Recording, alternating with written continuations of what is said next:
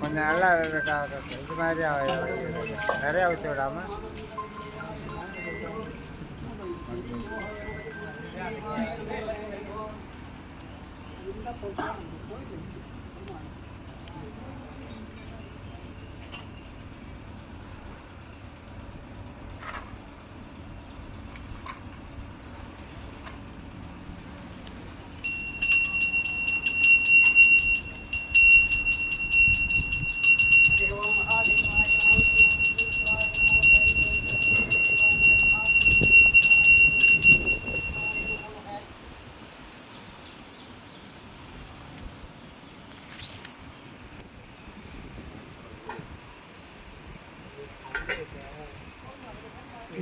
Video கவரேஜில் உங்களுக்கு போனோம்மா pass பண்ணி எடுங்க.